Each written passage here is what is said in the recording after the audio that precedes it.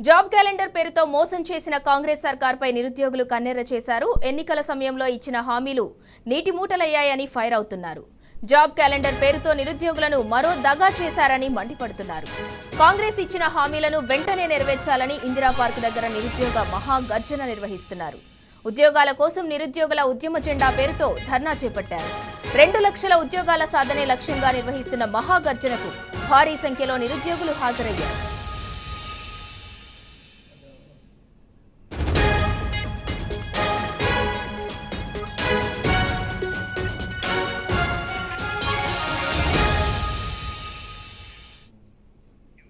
ఇక ఇదే అంశానికి సంబంధించి మరింత సమాచారం మా ప్రతినిధి ఉదయ్ కిరణ్ అందిస్తారు. ఉదయ్, జాబ్ క్యాలెండర్ పేరుతో కాంగ్రెస్ సర్కార్ నిరుద్యోగులను మోసం చేసింది. దాంతో వారంతా కూడా ఇందిరా పార్క్ వద్ద మహాగర్జన చేపట్టారు. దానికి సంబంధించి పూర్తి డీటెయిల్స్ ఏంటి?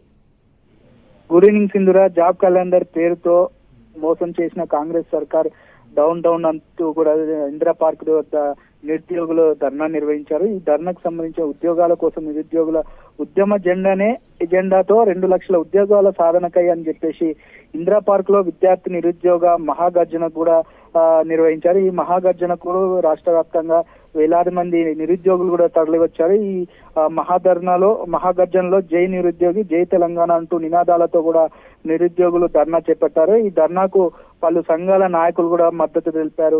దీంతో పాటు రాష్ట్రంలో నిరుద్యోగులను కాంగ్రెస్ ప్రభుత్వం నిండా ముంచిందని చెప్పేసి కొంతమంది నిరుద్యోగులు ఆవేదన వ్యక్తం చేశారు. మరికొంతమంది అమ్మాయిలు మాత్రం ఇప్పటికే మేము అనేక సార్లు మొరపెట్టుకుని కాంగ్రెస్ ప్రభుత్వం ఎందుకు మా మాట వినట్లేదని చెప్పేసి కొంతమంది అమ్మాయిలు కూడా అసహనాన్ని వ్యక్తం చేశారు. ఎందుకంటే మేము అనేక ఏళ్ళుగా కూడా ప్రిపేర్ అవుతున్న నేపథ్యంలో కాంగ్రెస్ ప్రభుత్వం ఎన్నికల సమయంలో మాకు అడ్డగోల హామీలు ఇచ్చి మోసం చేసిందని చెప్పేసి వారు ఆవేదన వ్యక్తం చేశారు. మరోపక్క ఎన్నికల సమయంలో అశోక్ నగర్ కావచ్చు, దిల్సుఖ్ నగర్ కావచ్చు, పలు స్టడీ సెంటర్ల వద్ద కాంగ్రెస్ నాయకులు ఎన్నికల సమయంలో అబద్ధపు హామీలు ఇచ్చి మమ్మల్ని కేవలం ఓటు బ్యాంకు రూపంలో మాత్రమే మమ్మల్ని నిరుద్యోగులను వాడుకున్నారని చెప్పేసి వారు ప్రభుత్వాన్ని హెచ్చరించిన పరిస్థితి కనిపిస్తా ఉంది. 2 లక్షల ఉద్యోగాలు ఎక్కడికి పోయాయని చెప్పేసి వారు కాంగ్రెస్ ప్రభుత్వాన్ని ప్రశ్నిస్తున్నారు. దాంతో పాటు అంటే రాహుల్ గాంధీ కాంగ్రెస్ నాయకుడు అయినటువంటి జాతీయ నాయకుడు రాహుల్ గాంధీ ఇదే అశోక్ నగర్కి వచ్చి అదే నిరుద్యోగుల మధ్య కూర్చొని మాకు అనేక హామీలు ఇచ్చారు, జాబ్ క్యాలెండర్ అని చెప్పేసి మమ్మల్ని మభ్య పెట్టారు.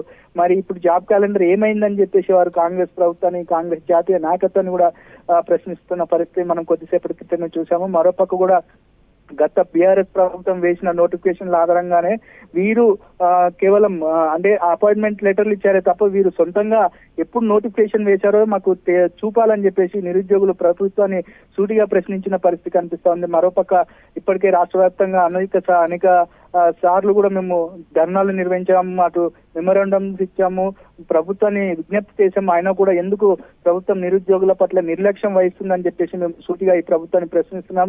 కేవలం సీఎం రేవంత్ రెడ్డి ఇప్పటి వరకు కూడా మాపై స్పందించకపోవడం దురదృష్టకరం అని చెప్పేసి వారు కొంత ఆవేదన వ్యక్తం చేశారు. మరొక రాష్ట్ర వ్యాప్తంగా ఇప్పటికే అనేక మంది నిరుద్యోగులు ఆదిలాబాద్ నుంచి అల్లంపూర్ వరకు కూడా నిరుద్యోగులు ఈ విద్యార్థి నిరుద్యోగ మహాగర్జనకు తరలి వస్తుంటే అక్కడక్కడ మాత్రం వారిని ఇక్కడికి రానియకుండా పోలీసులు కూడా కొంత కట్టదిద్దమైన అంటే ఏర్పాట్ల మధ్య కూడా వాళ్ళని ఈ మహాగర్జనకు రానియకుండా చేయడం దుర్మార్గం అని చెప్పేసి వారు తెలుపుతున్న పరిస్థితి కనిపిస్తా ఉంది. మరోపక్క రాష్ట్ర వ్యాప్తంగా ఇప్పటికే అనేక ఇబ్బందుల్లో ఉన్నటువంటి నిరుద్యోగులకు న్యాయం చేయకపోతే మాత్రం రాబోయే రోజుల్లో కూడా తీవ్రంగా ఉంటది.